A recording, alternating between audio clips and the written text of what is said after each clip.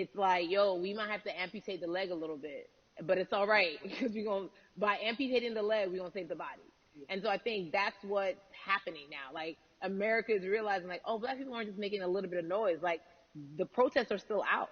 The conversations are still being had. The change is still being demanded. And I think they're seeing, oh, this is not going no way. And no, it's not, because we need systematic change. What a beautiful way to explore what is happening and describe our country. We might have to amputate the leg, but that's to save the body. That's what's happening right now. That's beautiful, Yvonne. Our voice right now in this world, in this country, is our vote. And everyone talks about voting and how important it is. But I feel like more than ever we understand that it's not just about voting every 4 years for the man in office. It's about your local elections. It's about the mayor. It is about the district attorney, the people who have the power to bring charges against police if police brutality is an issue in your community. If you care about your school district, you can run for the school board. I ask this of you, right? Your parents are from Nigeria. You are Nigerian. You talk about that very lovingly. What does voting mean for you? You know, I think voting is power. I remember, you know, I became a naturalized citizen back in the 90s when, because I was still a minor, my mom naturalized, and so we were able to do it under her. And just using that power of, like, we are American citizens, and all the access that we have by being citizens, one of those accesses and those access to power being voting. It's a big deal. It's a big deal because not only do we have the opportunity to be in this country, but now we can be of the country. We can be of the system. We can be of the rules. We can be of what it actually affords. But I think going back to your earlier comment about just the setup of systems, I think we are done a disservice, either it's schools or whatever it is, and I'm not putting teachers on blast. I think teachers do a phenomenal job, but for some reason, we do not, and give them all the raises. I know too many parents who are like, this child of mine, I do love them, but hey, where can I drop them off? De boas, meu parceiro, como é que você tá? Game. Again, when we talk about this, to your point, we talk about every 4 years. It's important to vote for the presidency. We don't realize, like, oh, snap, we actually can vote about, like, how much our libraries get. It's like small things like that, but they make a big difference. When you think of voter suppression in this country, what does it look like for you? It's the systems. When we talk about voter suppression, we also talk about systematic racism, right? It's all the systems that's set up. And we've normalized, okay, maybe your job will give you a half day, or maybe, you know, you'll be able to get this luxury. It shouldn't be a luxury. It should be built into the system. It should be built into the fabric of how we vote.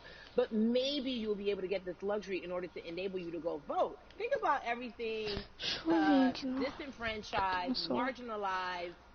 Salve lá na live, Mike. So in a day, you need to get to work. If something happens to your car, if something happens to your child care, if something happens to... There's so many factors along the way that can send you into a tailspin as an American. And then you add on as a person of color. Imagine the one day when your voice really is supposed to matter the most in this country, but then you also see all the times that you tried to have your voice matter, and then it's been shut down, repressed, told it doesn't matter, and then you're kind of like, what's the point? How do we keep hope though? If I'm watching this right now, how do we as a people stay hopeful? How do we believe in the promise that these quote unquote forefathers have given us? Because have you met black people? By default, like, hope is infused in our DNA. Like, you know what I'm saying? Like, if we haven't been broken now through, be it through slavery, through capitalism, give it to me, colonization, through segregation, through, you know, I mean, listen, the history of black people in this country is, at one point, we were 3/5 the people.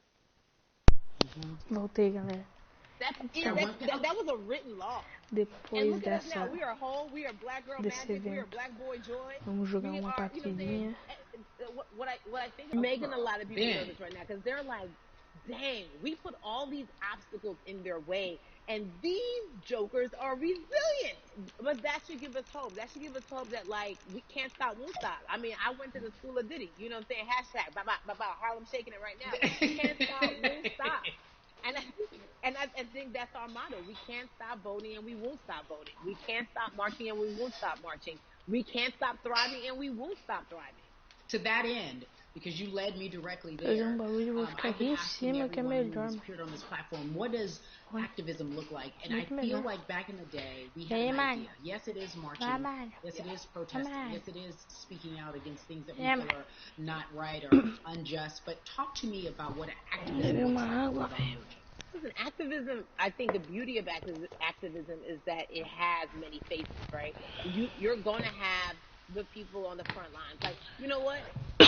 Martin Luther King marched, but there were a lot of women who were in the homes like, hey, BT Dubs, when they come back, this is how we support all the people who are marching on the front lines. And we're going to be here doing what we know to do best here. And you know what? Somebody needs to bail them out of jail so now we need to be in the community, getting money or whatever it is. So it's like everybody has a position to play. And so play your position like a shortstop, bruh. So whoever you are and whatever you do, play your position. So activism could look like, you know what? I'm not the one that's built to be on the front line, but you know what? My pockets go deep, so I'm gonna support the people on the front line. I'm a comedian. Black joy is a form of activism.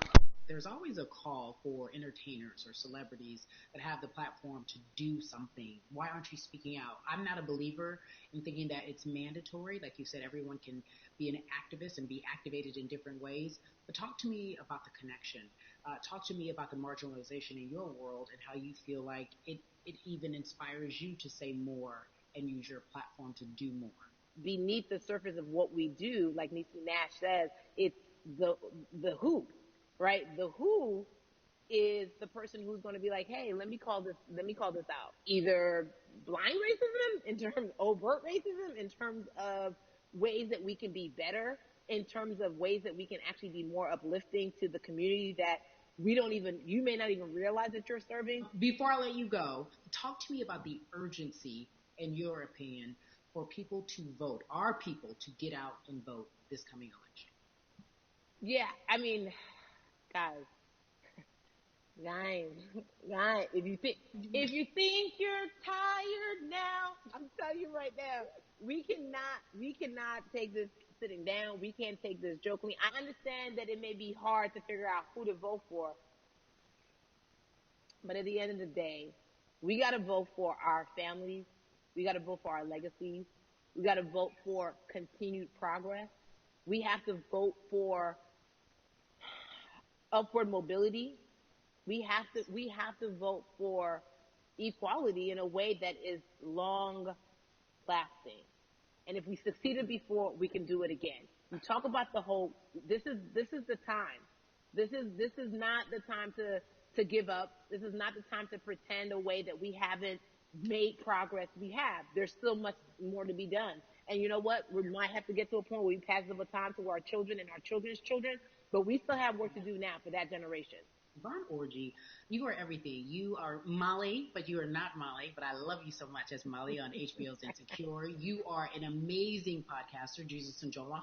Shout out to Lovey. And then we also have movies. Like you, The World, you're a model, a cover model. Also, wait, don't let me forget your hugely successful stand-up comedy special on HBO. Girl, you're doing it all. And I am so grateful. You're truly the dream, not just the American dream. You're the black girl, brown girl, do it all dream, the immigrant dream, everything. You're a beautiful, beautiful soul.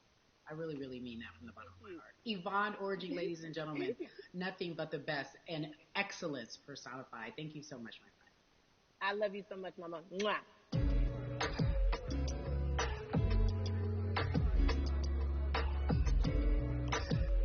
Yeah, la. So Atlanta has been one of the hotbeds in terms of political unrest and social injustice. We've seen so much happen in that city, and we've also seen so much come from that city, including one of our very own founding fathers of the civil rights movement, and that's Martin Luther King Jr. But right now, we want to welcome in someone who has used his platform to talk about voting, to talk about racial injustice, and how he's trying to help. Atlanta's very own Russ joins us now on We the People. Russ, I'm not going to fan out and tell you what some of my favorite songs were that I listened to repeat on yours. We're going to get to the topic at hand. So amazing. We got to talk about, recently you did an interview where you shared your outlook on culture and music. And you also were very candid about the fact that you have a privilege and that it's necessary for you to give back. Tell everybody about what that means. As like it's very obvious, I'm white and I'm in black culture and I'm benefiting financially off of it. So I feel like if you're a white Game, que bom, person mano. financially benefiting off of black culture, Seja you bem-vindo have de to put volta, meu finances back into querido. black culture. It's just that simple. The screenshots with your feelings, it just comes off like fake empathy because it comes off very dismissive and very oh, that sucks for y'all, but anyway, back to what I was doing. Have you felt that way always, or is it now because of the time of where we are in this country? I've always had the feeling. I think now it's just obviously elevated. It's a new level, and there's new, it's to the point now where you can't. First of all, you can't not say anything. Second of all, though, I just think saying something isn't enough anymore. I think, if you have the ability to put money back into a culture that you're financially benefiting from, you have the ability to, you should. It's interesting that you talk about it in that way because some people do believe that silence is the best way to go because it's hard to talk race, especially if you're white and you're in the black culture. People just feel as if they can't talk about it. They feel awkward. They feel as if they don't have the privilege or the voice or the words. How do you find yourself right now in terms of interacting with people when they want to talk to you about social injustice, police brutality, what's going on in this country right now? Well, first of all, picking and choosing whether you want to be silent or not about race to the black people around me and the educated black people I have in my life. So I do my best to not act like I have all the answers for everything, especially in a culture that I'm not from. But that's why when we decided to raise the money for Black Lives Matter organizations, when we raised 500,000, we got on the phone with some of the women who started Black Lives Matter. I got on the phone with Tamika Mallory. I was on the phone with Karen Civil and talking with my friends to make sure the money went to like the correct places, and people who really need it. It's just about listening. That's all. It's about listening. Let's talk about that for a moment because the way I think of activism for me, eu acho que é sobre política, mano. Não é política, eu não sei. Acho que eles estão discutindo do bagulho dos carinhas dos policiais. Ela tá perguntando pra eles o que eles acham da segurança dos policiais. So for me, it was 3 years ago. I had like a string of festivals, and I decided that I was going to wear T-shirts with a message on them because I figured, what better time to use a platform than in front of a bunch of people.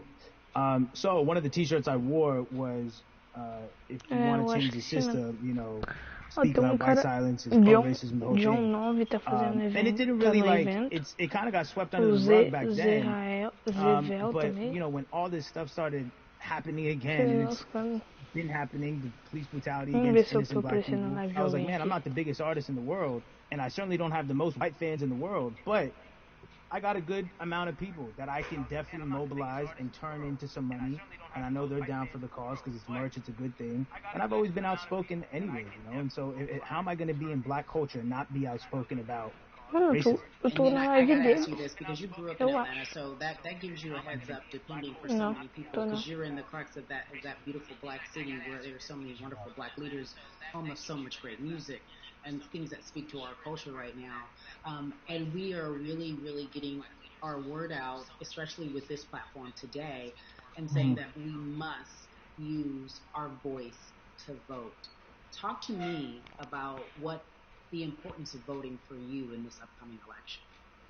Yeah, so I don't know. Maybe it's because I was younger. Maybe it's because I really thought that, or I don't know. But I just think that it's got to, now this is a bit of a privilege to say it's got to a breaking point for me because obviously it's been past the breaking point for black people. But I think that as a whole, the young people need to get out and vote because we're the ones that never show up. You know what I mean? We never show up to vote, but we're the future. So it's like, look, we got to go out there and vote, and then whatever happens, but at least we did our part. You got to do your part. You're very candid in saying that you just decided to vote, and I think there's a beautiful irony in the fact that you have your fans saying, because of you, I'm voting. Right. And there's something beautiful about that. But I want to know why now for you. Why in this moment is it important for you to vote? And what hit your spirit to say, yes, this is the time to do it? Honestly, because I think that George Floyd really uh, woke up a lot of people who, including myself, who I was vocal and outspoken about racism. I put it in my lyrics. I put it on T-shirts. I would talk about it in interviews. Like, I was vocal about it. But that video in that moment, I think me along with a lot of other people just kind of was like, all right, like words are simply not enough anymore. We gotta do something, whether it's raising money, whether it's voting or all the above. Like we gotta do something, and I'm ashamed that it took that for me to be like, I need to raise money and I need to vote. It's a shame. And I don't know, I guess it snapped a bunch of people out of it, And Galera, even tô if you achando were o evento meio vocal chatinho. and whatnot, it's time to actually put your money where your mouth is. It's time to go vote. It's time to just stop talking about it and be about it, And it's been time for that, but like I said, I'm ashamed that it took me this long to actually really, really be about it, but I'm here now. So Russ, we all know that this is going to be your first time voting. Tell me what that experience is going to be like for you in terms of what you're excited about. I think you know what it's going to do for me. It's going to let me know that I'm contributing to something bigger than myself, and I'm actually putting my money where my mouth is, and I'm being about it because, for so long, and I know I'm not alone with this, but standing on the outside and just screaming about this and that and this should change and it's like, all right, but did you vote? And so I know it's gonna feel good to know that I played a small role, and that's the problem. I think the mentality of like my vote doesn't matter needs to be changed to my vote, albeit small, does matter. It's a role I'm playing, and if I play my part and you play your part and he and she plays their part, then we make a difference. But it'll feel. I have a feeling it's gonna feel very, very bigger than me. And I think when you realize that giving actually feels better than receiving, that's when you start wanting to do your part and contribute. So, voting is an easy way to give. Yeah. To whom much is given, much is required, and you have been given a huge platform, and we are so grateful for you, Russ. Philanthropist, artist, community activist, first-time voter. We appreciate you for doing this, okay? Thank you. I appreciate y'all.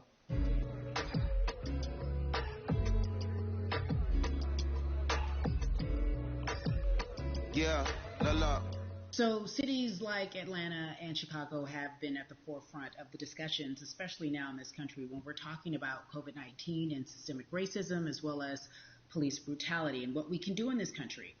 Again, we're continuing our conversation, letting you know that your voice is your vote and your vote is your voice. We can change where we are in this country. Currently, I'd like to welcome in Chicago Cubs right fielder Jason Hayward. I appreciate you.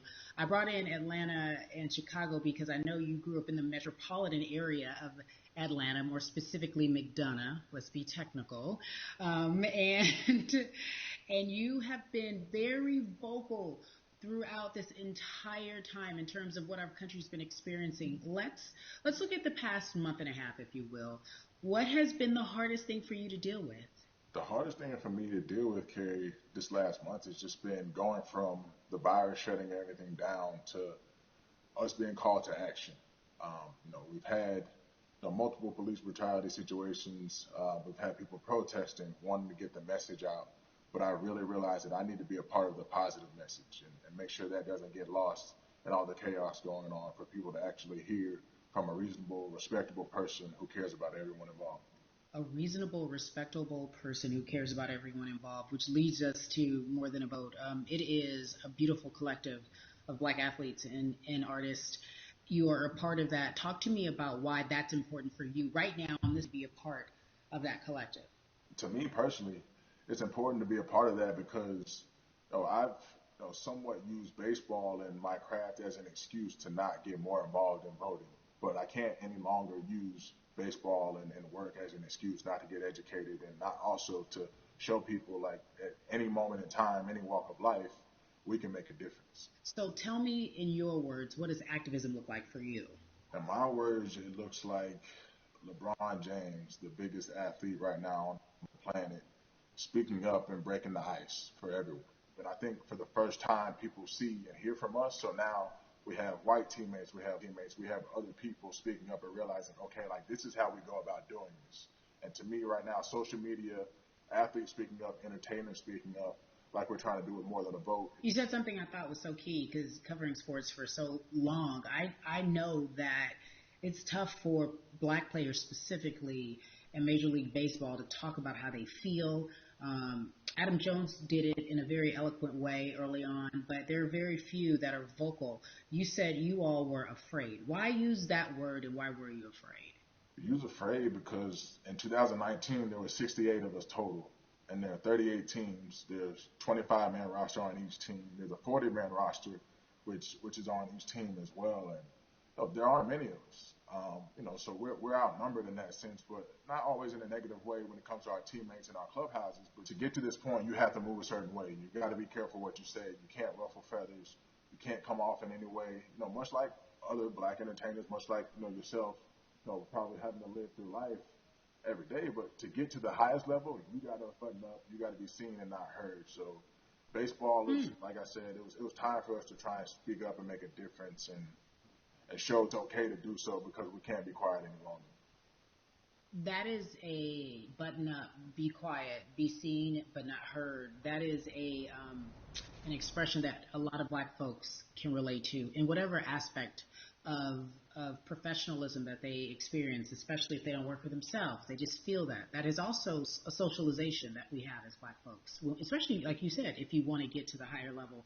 And for so long, I felt it bubbling right underneath the surface that so many of us who were in whatever positions we were, who had platforms, were tired of pretending and looking the other way and spending so much time making others comfortable while we were uncomfortable. Do you feel that this is the type of movement that is sustainable, or is it just for a time? No, it takes everyone joining in on the conversation, and right now I feel like more than ever there is little things as possible to distract from bigger issues. And we saw on draft day, we saw our president Theo Epstein holding up the sign saying Black Lives Matter and wanting to include the rest of MLB in that. But now we're having those conversations as well. So I definitely think this is sustainable. And it's not always just going to be the popular thing to do. This is something that people want to get right because they know we care. Jason, you said you think it's sustainable, that what you're seeing, especially with your colleagues in baseball, that this can be something where you're feeling more comfortable, feeling more safe to share how you feel about social injustice and police brutality. What are you doing right now in this moment with your platform to help change how we look at voting and how to educate the culture and the community about voting? Well, first, what I'm doing, Carrie, is joining up with More Than a Vote and joining up with other athletes and entertainers to get that message out and use our platform in that sense as a group, and try to create a brand with this to make it something that's not just about the election coming, make sure that it's about people getting educated for years to come and figure out where to vote and how to vote. We've got people in different areas that cover different demographics and influence different areas of people. And as a baseball player, as a black baseball player, I feel like now, like we talked about, is finding the time to show people that you can use your voice in this profession. You don't have to be afraid. And to me, that can help a kid growing up. He can see me, he can see other guys that were in the video we posted saying, hey, this is what they're standing for. They're speaking up for these things, and it's okay to want to play baseball. It's not lame. It's not something I have to be as afraid of as I was before. So I feel like that's my role in this. I have a younger brother as well. He's 24. He also plays baseball. So I've got to lead by example. I can't just always, come up with a good answer that sounds good on TV when I get asked a question on, what do we need to do to make changes. I'm joining up here to make sure that I take action and get educated myself. For one, so many people, I feel like in Atlanta, they're on the move. Or when you want to try to make a vote and try and cast your vote, you have to do it by mail. You have to sign up for the absentee ballot. Then you have to get another ballot in return. They have to send it back to you.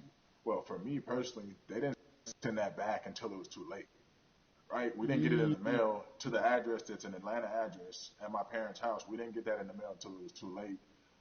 And then from other friends and family that are still in Georgia right now, I just hear about them being held in lines too long and trying to get off work. And we know how it is for any family, but let alone a black family in the city or in the suburbs trying to take care of their family and trying to provide for them. You try to get off work, and then you're like, wait a minute. You start looking at the clock. It's like, oh, this is not going to happen today, right?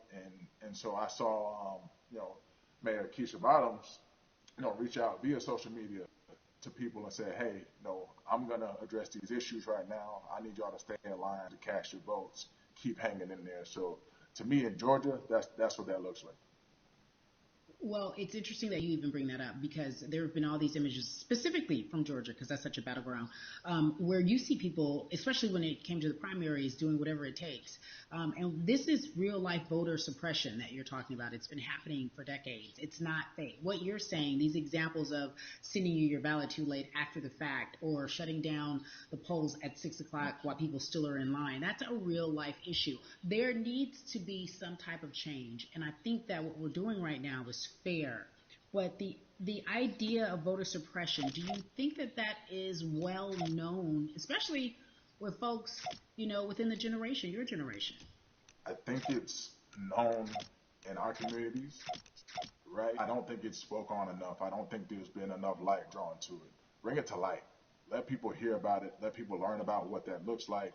And get more people to say, okay, look, like this is going to happen. We have to expect this, and we can no longer make the excuse. We can't say they didn't warn us. Jason, everybody knows, or it feels as if everyone knows, that the time is now. America's paying attention to us. We have their eyes. We have their ears. If you look toward the future, what are you most excited about in terms of seeing a change? I'm excited about how fast the word is traveling. The word is being spread right now. The biggest athletes, the biggest icons, biggest entertainers are doing their part, but I'm also seeing people out there on the streets doing their part. When so many things got lost, could have very easily got in the commotion when it came to protests, and you saw rioting, you saw looting. People still stood their ground, and people still went out there and said, look, we're doing this for the right reasons. We're going to come together. We're going to use drones. We're going to use social medias. I feel like this is a new wave of getting things done the right way and just spreading the message. You're right about that, and you're right. People are spreading the word unapologetically. We out here. We doubling down. Thank you so much. I appreciate you. Right.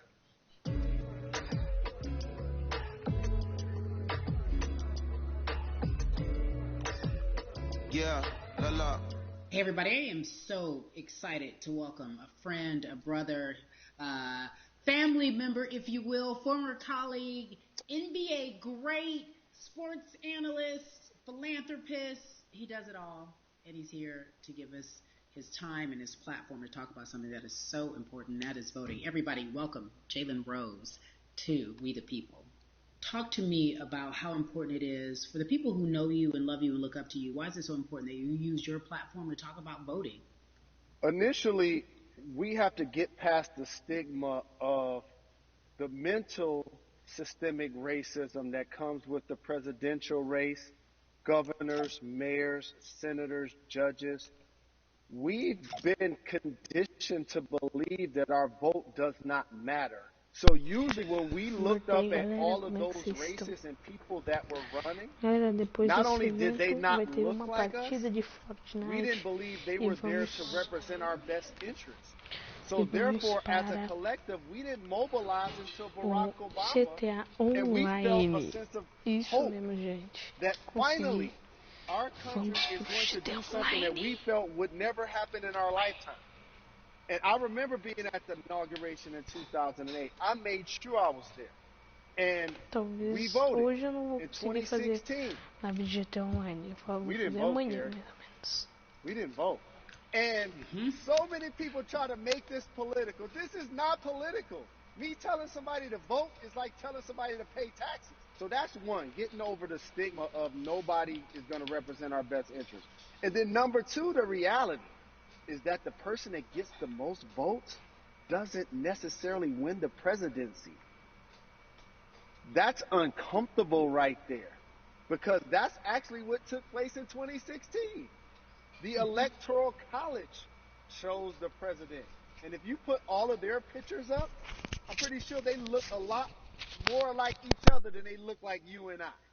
How about that? Mm-hmm. And then the third thing, especially in urban environments, oh man, they create barriers for us, Carrie. It's like you got to jump over the fence, you got to run past the dog, you got to jump on the hood of the car. The lines is 5 hours long. You get up to the pole and they don't work. Elderly people working in the city, while they got the young people who understand technology working in the suburbs. Like these are all systematic things that try to discourage us from voting. And then finally, we don't have a day off to vote. We need to work. So we don't get a day off. It's going to be a full day, and I got to work to pay my bills. So you know what I'm going to do? I'm going to mail in vote. And you know what you want people to realize? That counts too. So your vote will be counted if you're able to mail it in. So those are a few things that I hope that we can do and mobilize. And shout to LeBron and his team. Shout to you and everybody involved. We will make a difference. Well, let's talk about more than a vote. There is a black collective of athletes, of artists coming together and saying voter suppression is a real deal, especially in the black community. When you just talked about, I got to work, so I can't go vote. And then when we do get in the booth, just in case we don't have to work, do we know who we're voting for? Not only do we have to vote, we got to be educated. And it's not always even about the man who's in office or the woman who's in office for president. It's about your local elections. It's about the people who are your DAs, your state DAs, like the people who actually make change in your community, who will change police brutality, who will make sure that your community is taken care of, who will defund police and hope that they can help you in stopping police brutality. So talk to me about why you decided to be a part of More Than a Vote and what it actually means. Well, it means a lot to be involved. We're comfortable when I say it, but a lot of times we have to get to the root of the issue before we find a solution. And the quote was, I wish America loved black people as much as it loves black culture. And this collective, by the way, represents in a lot of ways what's encouraging, but also sometimes disappointing about our role as black people in America. Because we were brought here as labor, and so to have all of us pull it in the same direction at the same time for anything that we're passionate about is going to be a difference maker, but it's definitely going to be a difference maker in the 2020 vote because we're going to make sure we inform everybody that they can let their voice be heard, and failure is not an option. Jalen, what does voter suppression look like to you? A perfect example took place recently, Carrie, in Kentucky. It was 6 p.m. at night, and so many people were standing in line enthusiastic to vote. And you know what they did? Locked the doors. And you know what the people did? They continued to bang on the doors, continued to bang on the windows. They continued to let it be known they were not going to leave the premises until they got a chance to vote. And you know what ended up happening? They opened those doors and allowed those people to vote. So do not be discouraged. These barriers show you that it matters, and we're here to help you break through them. The same thing with our platforms and voices, Carrie, because you know what's going to happen. At some point, Breonna Taylor is not going to be trending anymore. People are not going to be protesting anymore. But it's still up to us to keep making sure that our voices get heard, and this is one way to do so.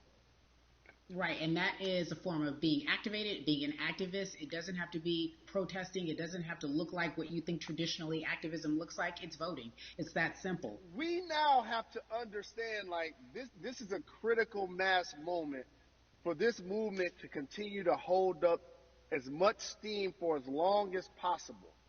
And that's what this collection is going to hopefully allow for that situation to happen. Jalen, in today's age of technology, it should be easier to vote. No doubt. It's like we call these devices smartphones, but yet I can't vote from them. All of the things that we do in our lives are in our phones. All of these barriers are things that people will need to overcome in order to create a level of enthusiasm to vote. And again, this is not political. It's your right to do so. And there's so many times where you feel like somebody may have gotten done unjustly in your community. Pay attention to who the judges are, who's running for Senate, mayor, governor. Pay attention who's running for president. And let's make sure in 2020 we make a difference. Why is more than a vote so important and invaluable in our community right now? Well, because right now, I think we have an opportunity to let our voices be heard louder than ever. Anytime you see the mobilization of white kids holding Black Lives Matter signs, that means there's a breakthrough. Now, what happens with that breakthrough is the next step. You're going to look down in your email, Carrie. You're going to see all of these companies telling you how they're going to work on their diversity, how they're looking themselves in the mirror. They need to make change. Just like in sports, right? Look on the field, on the court, all those black players. Further you get up,